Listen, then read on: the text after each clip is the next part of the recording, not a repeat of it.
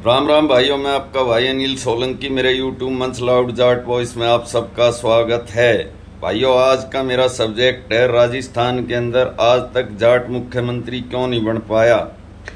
ये बात मैं ही नहीं, बहुत सारे लोगों के दिमाग में आती भी होगी कि जनसंख्या के हिसाब से राजस्थान में सबसे ज़्यादा जाट हैं, हरियाणा से भी ज़्यादा। प्रतिशत में भले ही हरियाणा में जाट ज़्यादा हो, लेकिन जनसंख्या के हिसाब से राजस्थान में सबसे ज़्यादा जाट हैं।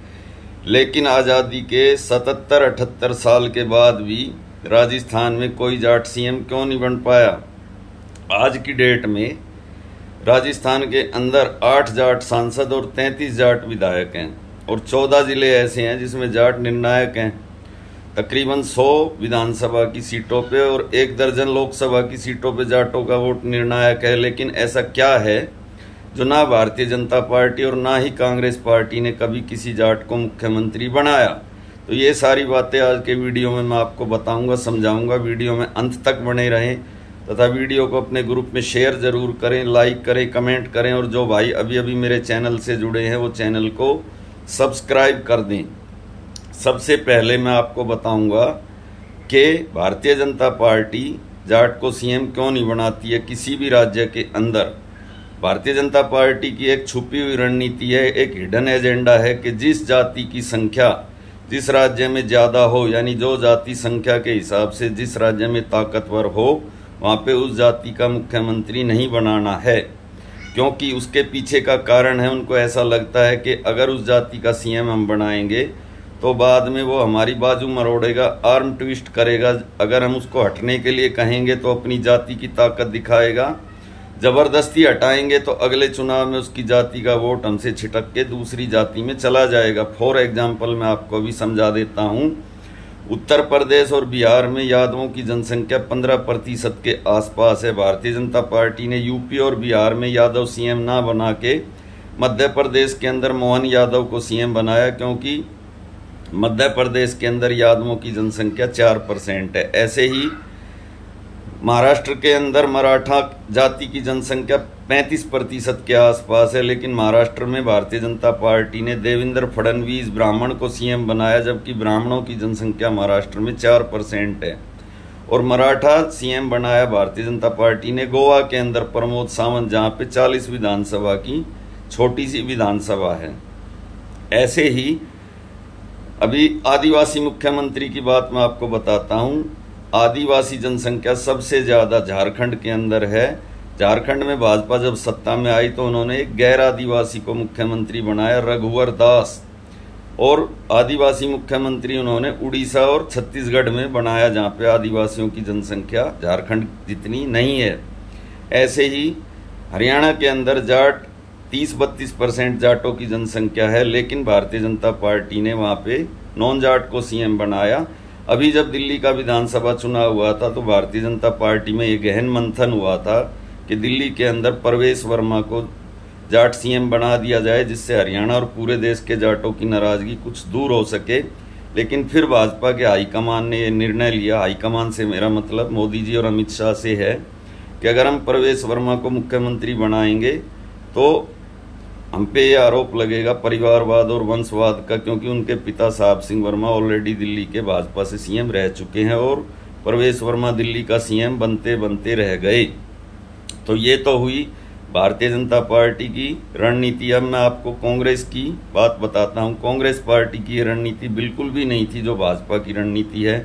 कांग्रेस ने जिस राज्य में उसकी सत्ता आई वहाँ की डोमिनेटेड जाति के मुख्यमंत्री खूब बनाए हैं। फॉर एग्जाम्पल महाराष्ट्र के अंदर उसके ज़्यादातर सीएम मराठा जाति के हुए हैं। शंकरराव चव्हाण, वसंत दादा पाटिल, वसंत साठे, पृथ्वीराज चव्हाण, अशोक चव्हाण और ये जो विलासराव देशमुख। इसी प्रकार से हरियाणा में भी उसने 3 बार चौधरी बंसीलाल, 3 बार चौधरी भजनलाल, 2 बार भूपिंदर सिंह हुड्डा को मुख्यमंत्री बनाया था।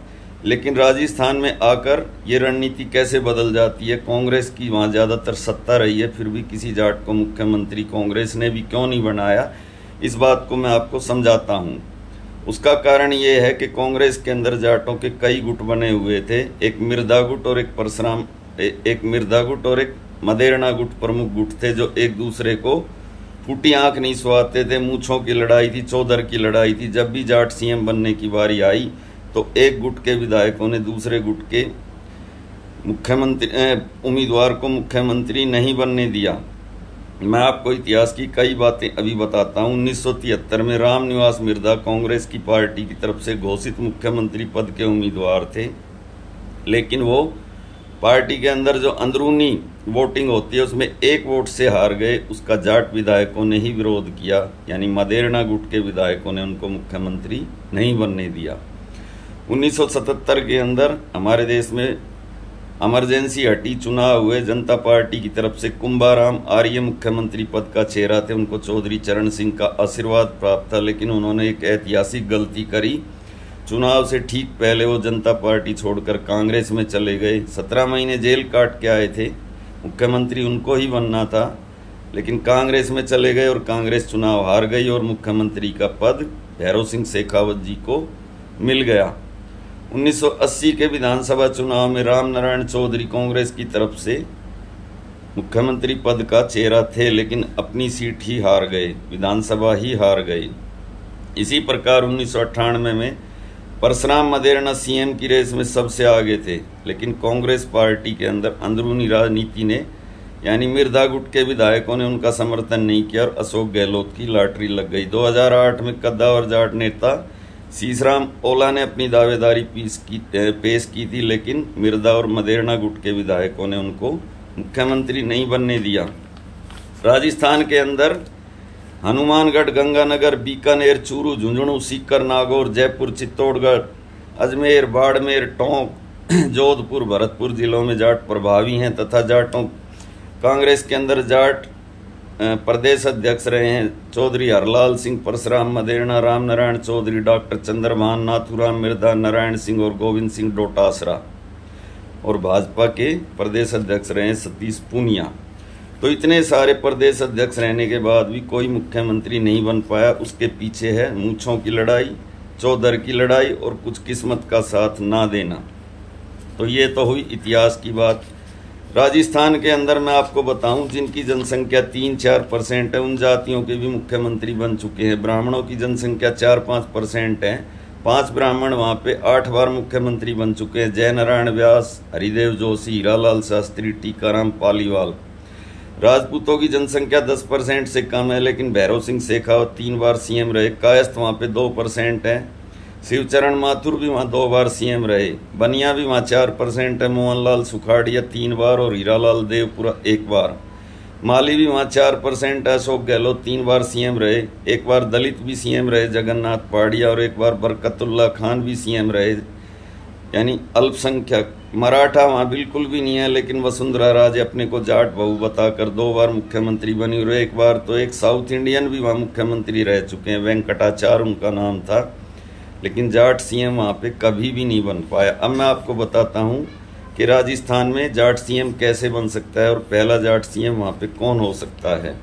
वहाँ पर पहला जाट सीएम हनुमान बेनीवाल बन सकता है। हनुमान बेनीवाल को अगर जाट अपना नेता माने तो कुछ लोग कहेंगे कि मैं मुंगेरी लाल के हसीन सपने देख रहा हूँ, क्योंकि हनुमान बेनीवाल के पास आज विधानसभा में एक भी विधायक नहीं है, तो वो कैसे जाट मुख्यमंत्री बन सकते हैं। राजस्थान के पहले जाट मुख्यमंत्री वो कैसे बन सकते हैं। पिछली विधानसभा में उनके 3-4 एमएलए जीत के आए थे, इस विधानसभा में वो खुद ही जीत पाए और वो सीट भी उपचुनाव में वो हार गए। तो फिर उनको मैं कैसे मुख्यमंत्री पद का चेहरा बता रहा हूँ वो मैं आपको भी बता देता हूँ। हमारे देश का एक राज्य है बिहार। बिहार के अंदर कुर्मियों की जनसंख्या 2 या 3% है, लेकिन नीतीश कुमार पिछले 20 साल से वहाँ पे मुख्यमंत्री बने हुए हैं। यादव वहाँ पे 15% है बिहार में, और 18% मुसलमान है। 33% वोट लालू की जेब में है, लेकिन 20 साल से लालू की पार्टी वनवास भोग रही है। उसका कारण क्या है? उसका कारण ये है, इस विधानसभा में नीतीश कुमार के पास 40 या 42 विधायक हैं, लेकिन वो दोनों पार्टियों के साथ मुख्यमंत्री रह चुके हैं, आरजेडी के साथ भी और भाजपा के साथ भी। दोनों बड़ी पार्टियां बिहार में, दोनों के पास 80-80 विधायक हैं, लेकिन मुख्यमंत्री नीतीश कुमार बनते हैं 40 एमएलए लेके भी, क्योंकि उनके बिना कोई सरकार ही नहीं बन सकती। ऐसे ही पिछली विधानसभा के अंदर भी वो आरजेडी और भाजपा दोनों के साथ मुख्यमंत्री रहे और इस विधानसभा में भी वो दोनों पार्टियों के साथ मुख्यमंत्री रहे, क्योंकि उन्होंने समीकरण ऐसा बना दिया है बिहार में 40-42 विधायक जिता के कि कोई भी पार्टी उनके बगैर सरकार नहीं बना सकती। उसी प्रकार से राजस्थान में जब 100 विधानसभाओं में जाट निर्णायक स्थिति में, उस 100 में से अगर 50 सीटें भी वो हनुमान बेनीवाल को जितवा दें, 50 सीटें अगर हनुमान बेनीवाल जीत जाएं, अगर सारे जाट एकजुट होकर हनुमान बेनीवाल को वोट दें, नागौर से बाहर के जाट भी हनुमान बेनीवाल को अपना नेता माने तथा अपने साथ अन्य जातियों को भी जोड़ें, गुजर, मीणा, माली, अन्य पिछड़ी जातियों, दलित, अल्पसंख्यकों को भी अपने साथ जोड़ें और 50 सीटें अगर हनुमान बेनीवाल जी की आ जाएं, तो कांग्रेस और भाजपा की मजबूरी होगी कि वो हनुमान बेनीवाल को सीएम बनाए। सीएम बनने के लिए कोई बहुमत की जरूरत नहीं होती। इस देश में 1 सीट वाला मधु कोड़ा भी झारखंड का सीएम बन चुका है और 40 सीट वाला नीतीश कुमार भी आज बिहार का सीएम है और हरियाणा में 10 सीट लेकर दुष्यंत चौटाला भी डिप्टी सीएम रह चुका है। अगर दुष्यंत चौटाला की 10 की जगह 20 सीटें आ गई होती उस चुनाव में, तो भाजपा उनको सीएम भी बनाती, क्योंकि ये राजनीतिक मजबूरियां होती हैं।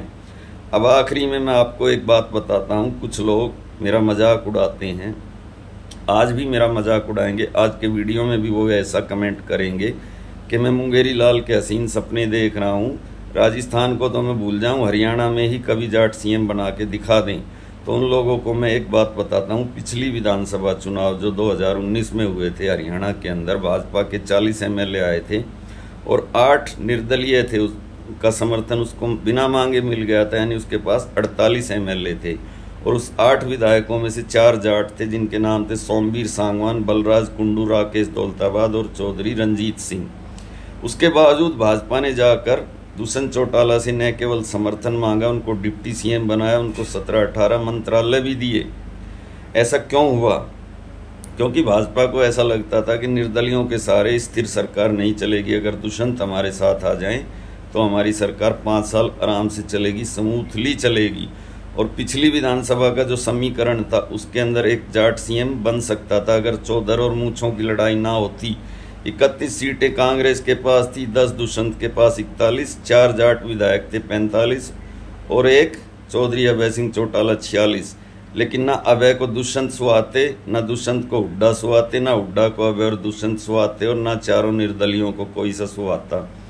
इसलिए वहाँ पे जाट सीएम नहीं बन पाया। और ये जो विधानसभा भी 2024 में, इसमें तो हुड्डा जी ने थाली में परोस कर सत्ता भाजपा को सौंप दी, ये बात सब जानते हैं, मुझे कहने की ज़रूरत नहीं है। तो भाइयों, आज का वीडियो कैसा लगा कमेंट करके ज़रूर बताएं। अगर अच्छा लगा तो अपने ग्रुप में शेयर करें, लाइक करें, कमेंट करें। जो भाई मेरे चैनल से अभी अभी जुड़े हैं वो चैनल को सब्सक्राइब करें। धन्यवाद भाइयों, आपका दिन शुभ हो। मिलते हैं अगले वीडियो में। थैंक